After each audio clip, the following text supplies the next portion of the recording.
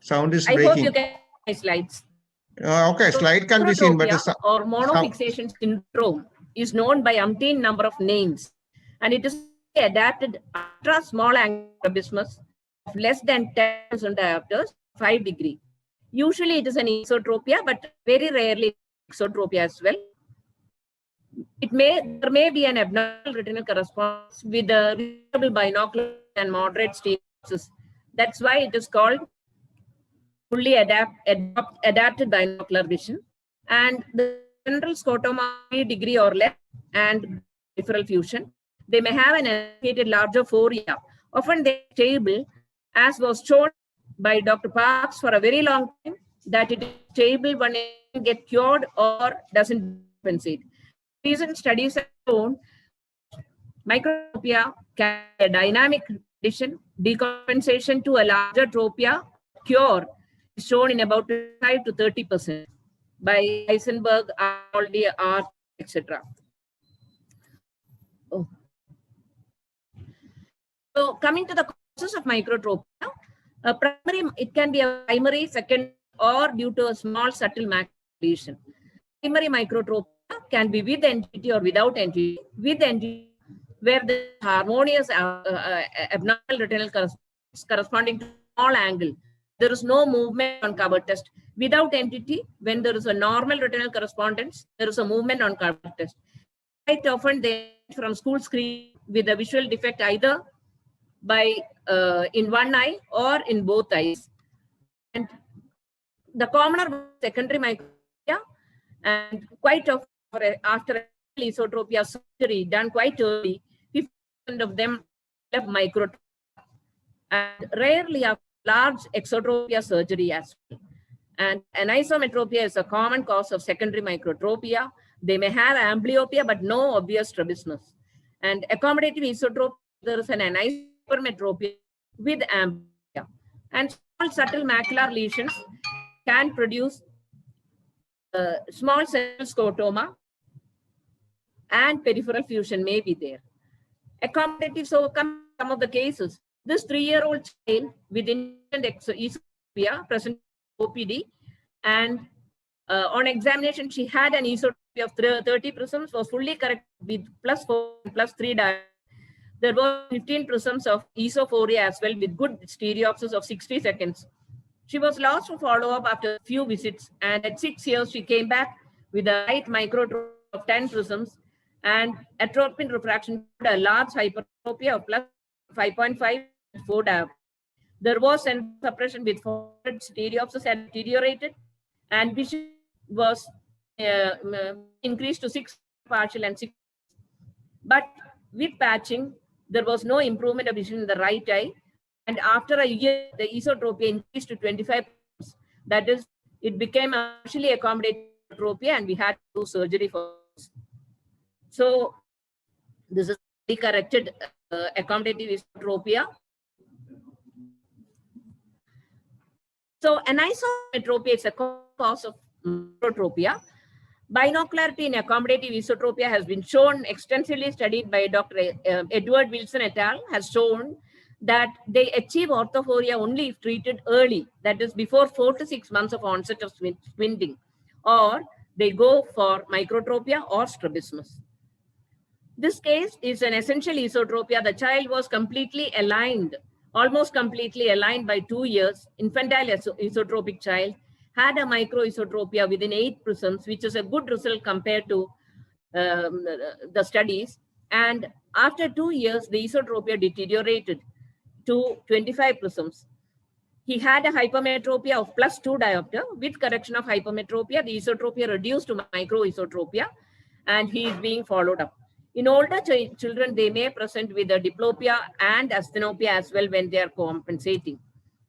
So all children with infantile esotropia have to be followed up postoperatively to look for decompensation. Many essential esotropes already have a mild or moderate hypermetropia even before surgery. And 50% of children postoperatively are found to develop an accommodative component due to hypermetropia after 2 years. And they may develop a deterioration of esotropia. So longitudinal changes in refractive error of children with infantile esotropia and risk factors for the development of accommodative esotropia following treatment for infantile esotropia have been extensively studied by Burke et al. So the other situation is anisometropia. A 6-year-old child was sent from school screening with a visual acuity of 612 and 636. Cyclorefraction showed a large anisometropia. Meridional amblyopia was there, -1 at 180 and -2.5 at 180. Vision not improving beyond 618, but with patching he improved to 612, not improving. And left microtropia of 8 prisms was there, and an esophoria also was there. Patching was continued, but was not very compliant, and the vision remained at 612. And later, complaint of asthenopia and esophoria increased to 20 prisms, breaking down occasionally. And later, a manifest esotropia of 25 prisms after 2 years. So later, surgical correction had to be done for this 25 prisms of esotropia. Decompensating microexotropia is very, very rare. So when a large angle exotropia is done, it can happen. And this child at 7 years had good stereopsis with 6 prisms of microexotropia and was well aligned till 17 years. And recently she came with a diplopia and asthenopia. And she had a myopia of -1 diopter and an exophoria of 20 prisms breaking down to tropia. She was given the full myopic correction with convergence exercises and anti-suppression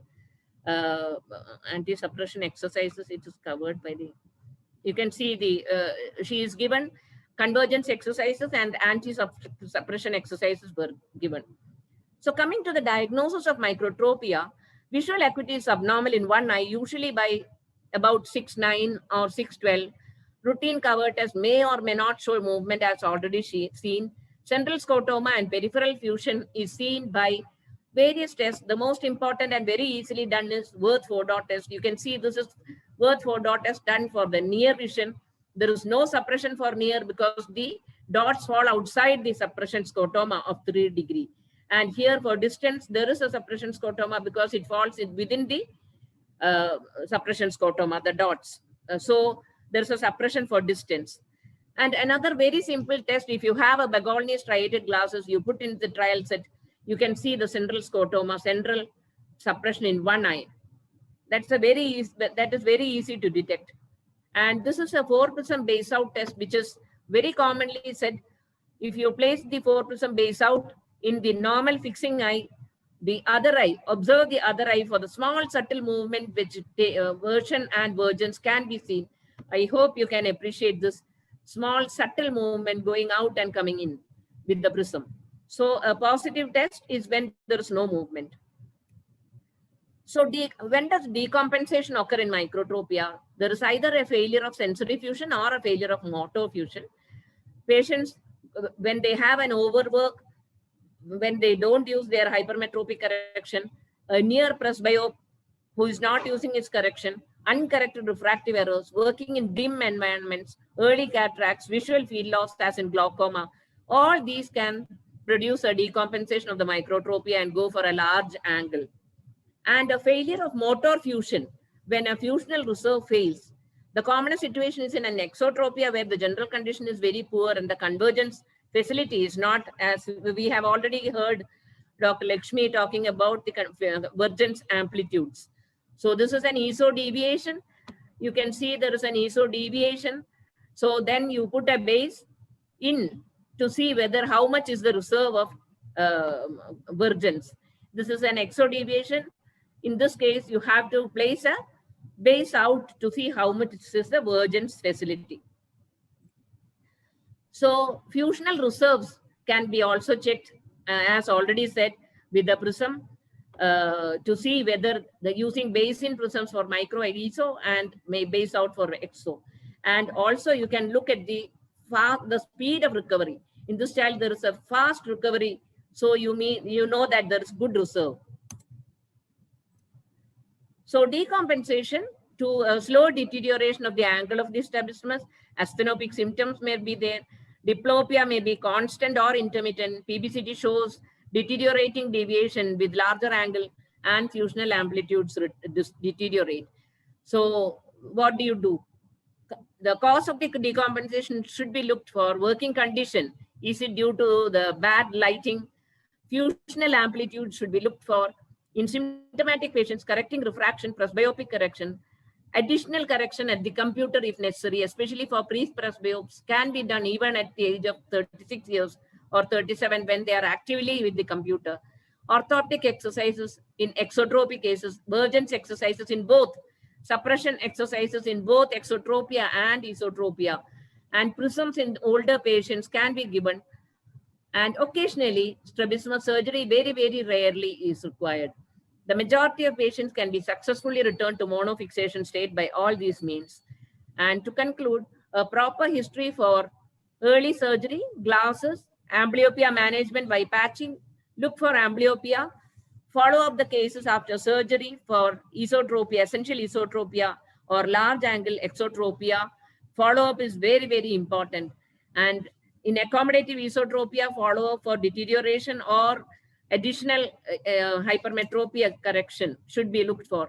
Anisometropia, especially anisohypermetropia, to look for deterioration of tropia.